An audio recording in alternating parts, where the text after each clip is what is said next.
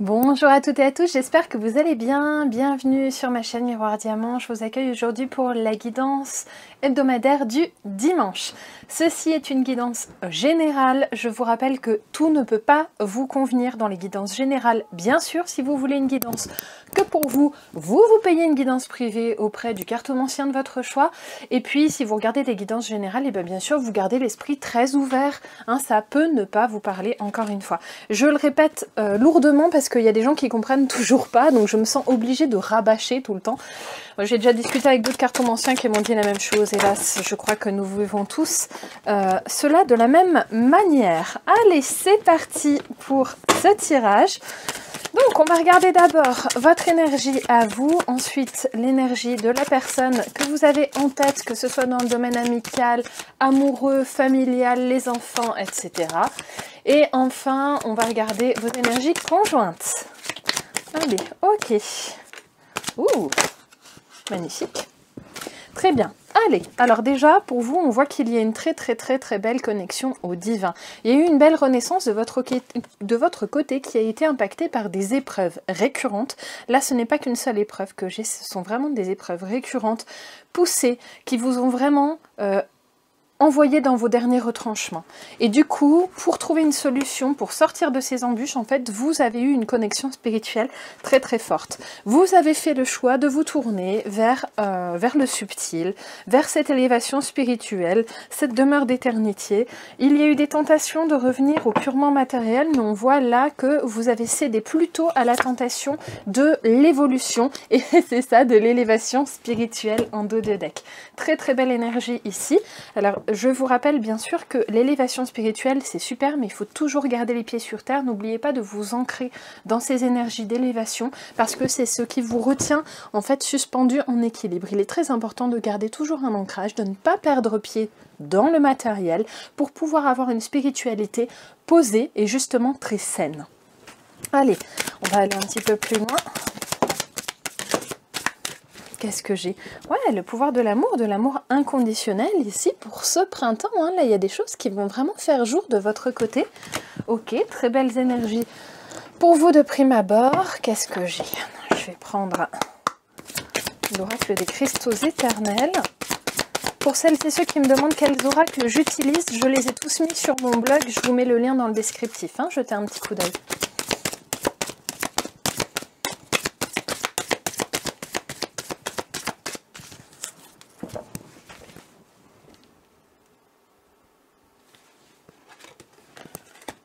Ouais, c'est ça. Magnifique voyage spirituel de votre côté. Vraiment, c'est très présent, très prenant aussi. Ok, très bien. Alors, qu'est-ce qu'on peut en dire par rapport à cette personne à laquelle vous pensez? Que peut-on en dire de cette élévation spirituelle? Qu'est-ce que ça vous permet? Bon, là, ça a le mérite d'être clair. Ok, ça va vous permettre en fait de sortir, de trouver du sens dans l'apocalypse. C'est vrai. Là, c'est vraiment dans le sens de trouver de nouvelles bases dans un futur ou dans un présent plutôt actuellement là qui vous semble complètement dénué de sens en fait. Là c'est vraiment, vous êtes complètement chamboulé, vous êtes obligé de revoir toutes vos bases. Il y a beaucoup de tristesse chez vous et on voit que vous êtes un petit peu dans cette pulsion, peut-être parfois même de désespoir, de vous dire qu'est-ce que j'ai fait de mal, à quel moment j'ai merdé en fait pour me retrouver dans cette situation-là, que puis-je faire pour améliorer la situation? Et on voit que là, vous allez vraiment être dans l'offrande à la spiritualité. Vous voulez vraiment vous tourner vers ça pour comprendre ce qu'il se passe. C'est ça. Là, vous faites tomber vos derniers masques. S'il y avait encore une dimension d'ego chez vous, s'il y avait encore une dimension de doute, on voit que vous faites complètement tout valdinguer. Vous détruisez en fait. J'ai vraiment le destructeur.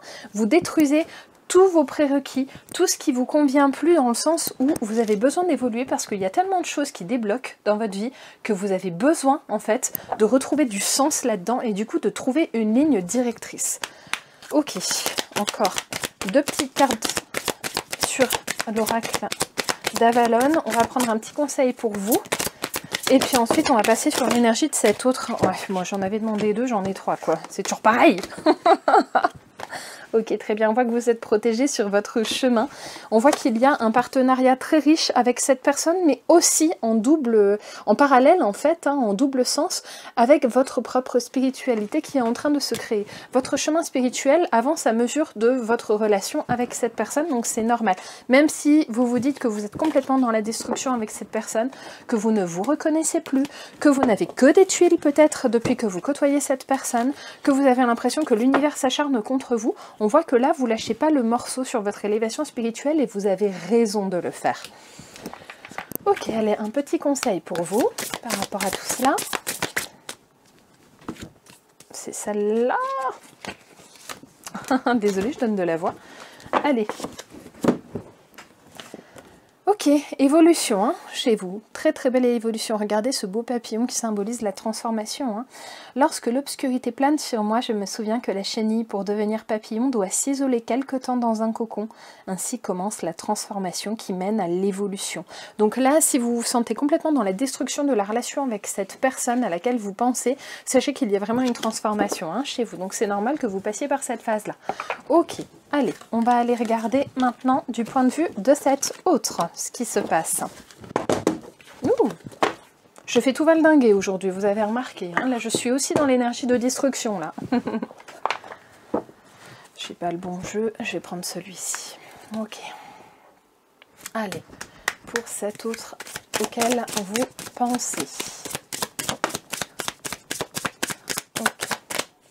Donc déjà, première énergie. Là, j'ai un autre qui est dans la fuite pour se protéger au hasard, hein, bien sûr. On voit que là, cet autre souhaite se préserver et du coup, il fuit complètement votre énergie, aussi destructrice, cette énergie de renouveau qu'il y a autour de vous, parce que lui, dans un premier temps, ça lui fait peur, bien sûr. Cependant, il ne va pas pouvoir lutter contre sa destinée. Il y a également de la destruction. Chez cet autre-là, il va devoir passer par cette phase, il ou elle va devoir passer par cette phase pour atteindre l'accomplissement personnel. On va voir les énergies que ça va aller chambouler chez cette personne.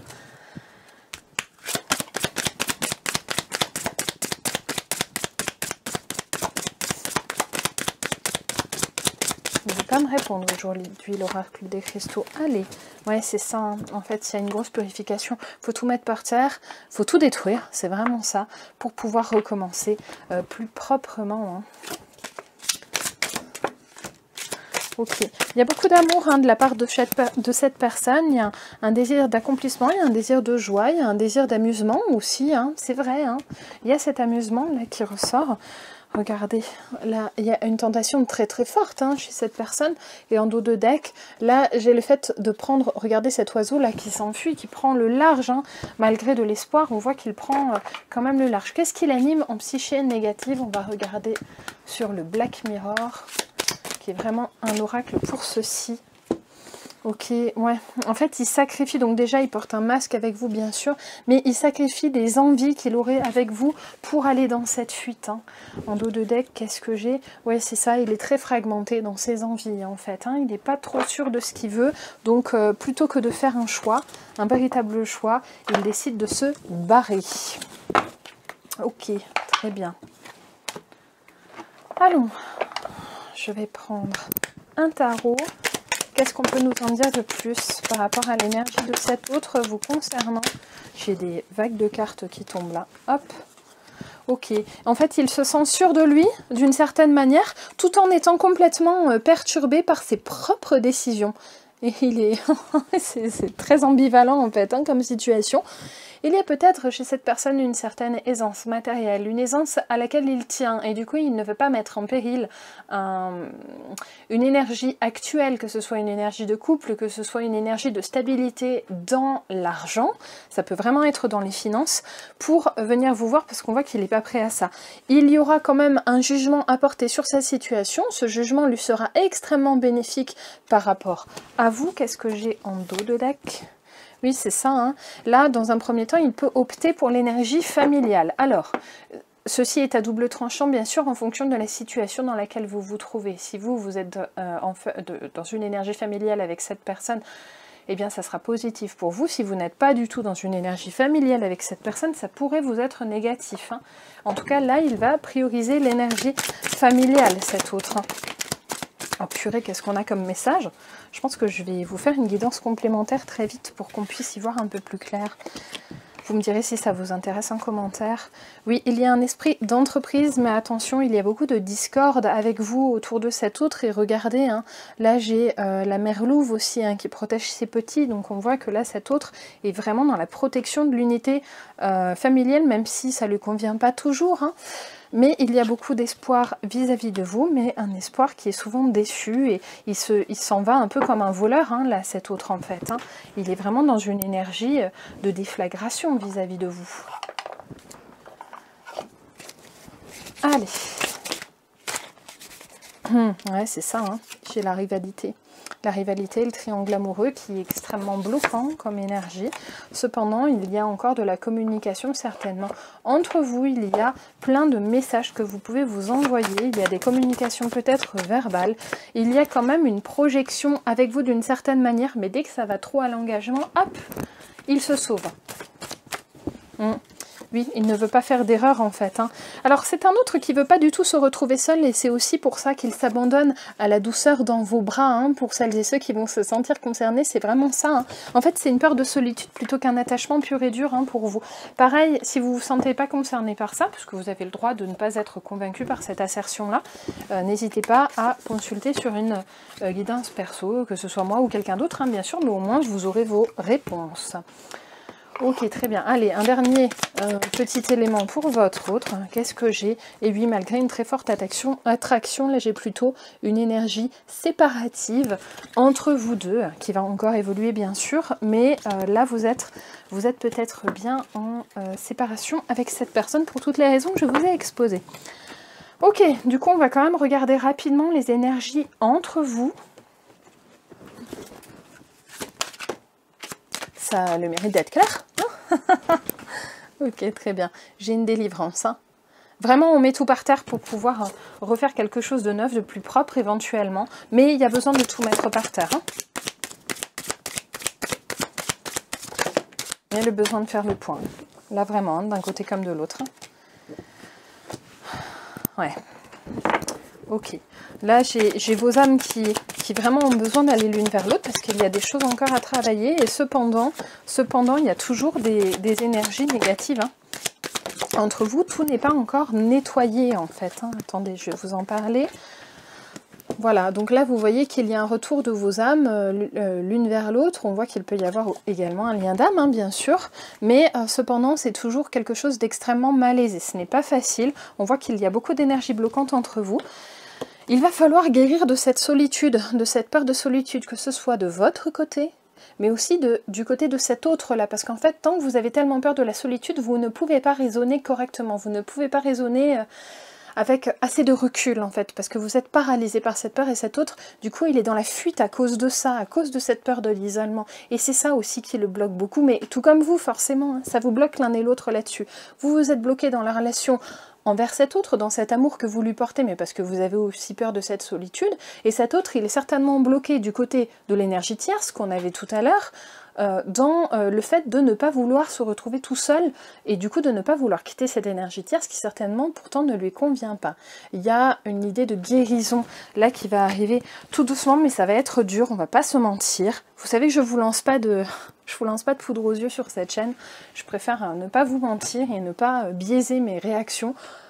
Là, j'ai vraiment quelque chose qui va être difficile pour vous deux, et quelque chose que vous allez sacrifier entre vous, parce que c'est vraiment... vous n'arrivez pas à trouver un terrain d'entente, et vous n'arrivez pas à vous sortir de cette douleur et de cette peur de la solitude. On va terminer sur un petit conseil pour vous deux, en fait. Je vais le demander pour vous deux. Allez.